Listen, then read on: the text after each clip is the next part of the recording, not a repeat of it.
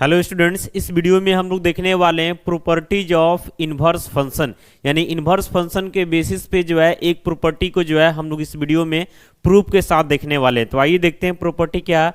तो यहाँ पे हमसे बोला जा रहा है कि proof that sine inverse 1/x equal cosec inverse x। इसमें कंडीशन क्या दिया हुआ कि x का वैल्यू जो है 1 या 1 से ग्रेटर होना चाहिए, या फिर x का वैल्यू -1 या -1 से क्या होना चाहिए, लेस होना चाहिए। अगर इससे बाहर जाता है वैल्यू तो ये फॉर्मूला जो है आपका वैलिड नहीं होगा।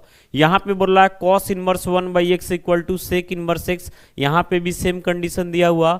और यहाँ पे है tan inverse 1/x equal to cot inverse x, कब, जब x ग्रेटर देन 0 होगा। तो ध्यान रखिएगा कि ये सारा फॉर्मूला जो है कंडीशन के तहत ही काम करता है। अगर इसके कंडीशन को हटा दिया जाए तो फिर ये फॉर्मूला जो है काम नहीं करेगा। इनवर्स ट्रिगोनोमेट्रिक फंक्शन से आपको पता होगा कि अगर मान लेते हैं कहीं पे हम ऐसा लिखते हैं कि साइन इनवर्स x, तो ये टोटल का टोटल जो है एक एंगल को इंडिकेट करता है। किसको इंडिकेट करता है? तो एंगल को इंडिकेट करता है। मान लेते हैं हम लिखते हैं कॉस इनवर्स x, तो सॉरी हाँ कॉस इनवर्स x, तो ये भी एक एंगल को इंडिकेट करता है, समझ रहे ना। तो यहाँ पे जो आपको दिखाई दे रहा है साइन इनवर्स 1/x, ये कहीं ना कहीं एक एंगल को इंडिकेट कर रहा है। और यहाँ पे भी जो कॉसेक इनवर्स x दिखाई दे रहा है, ये भी एंगल को इंडिकेट कर रहा है, समझ रहे ना। चूंकि एंगल ही ना एंगल के इक्वल होगा तो हमको लाना है कि ये वैल्यू जो है इसके इक्वल होगा। तो ध्यान से देखिएगा, इसके प्रूफ को हम बताते हैं।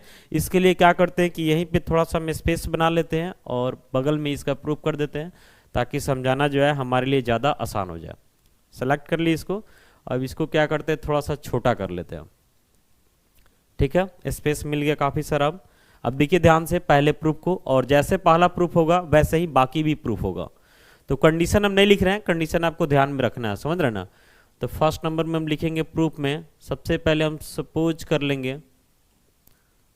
कर लेते हैं कि साइन इनवर्स 1/x किसके इक्वल है, तो थीटा के इक्वल है। बताया ना कि टोटल एक एंगल को इंडिकेट करता है, तो इसको मान लेते हैं थीटा। अब इन्वर्स ट्रिगोनोमेट्रिक फंक्शंस आप पढ़े होंगे तो आपको पता होगा कि यहाँ से अब लिखा जा सकता है कि 1/x, इस साइन इनवर्स उधर जाएगा तो इनवर्स खत्म हो जाएगा, किसके इक्वल, तो थीटा के, यानी साइन थीटा के इक्वल हो जाएगा। अब इसको कॉसेक में भी ले जाना, तो इसके लिए करते क्या है कि दोनों साइड रेसिप्रोकल कर लेते हैं। तो 1/x का रेसिप्रोकल x हो जाएगा, और साइन थीटा का रेसिप्रोकल क्या हो जाएगा, तो 1/sin थीटा हो जाएगा। अब यहाँ से हम लिखेंगे x को 1/sin थीटा, आपको पता होना चाहिए क्या होता है, तो कॉसेक थीटा होता है। 1/sin थीटा क्या होता है, कॉसेक थीटा होता है। अब यहाँ से हम कोशिश करते हैं थीटा को लिखने का। किसको लिखने का? थीटा को। तो थीटा किसके इक्वल हो जाएगा, तो कॉसेक इनवर्स x के इक्वल हो जाएगा। थीटा जो है किसके इक्वल, तो कॉसेक इनवर्स x। अब शुरुआती में देखिए कि हम थीटा को माने थे, शुरू में जो हम थीटा को माने थे, क्या माने थे थीटा को, तो साइन इनवर्स 1/x। तो ये जो थीटा दिखाई दे रहा है इसके जगह अब रिप्लेस कर देंगे किससे, तो साइन इनवर्स 1/x से। तो साइन इनवर्स 1/x अब किसके इक्वल आ गया, तो कॉसेक इनवर्स x।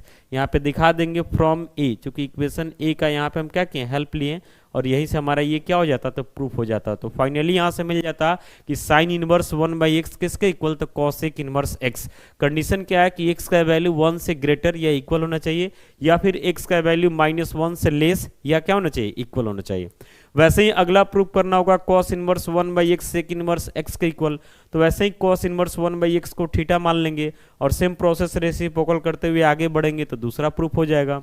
वैसे ही tan इनवर्स 1/x को लाना है कॉट इनवर्स x, तो यहाँ पे tan इनवर्स 1/x को थीटा मानेंगे, और वैसे ही रेसिप्रोकल वगैरह करते हुए लास्ट में आएंगे तो उसका वैल्यू क्या आ जाएगा, कॉट इनवर्स x आ जाएगा।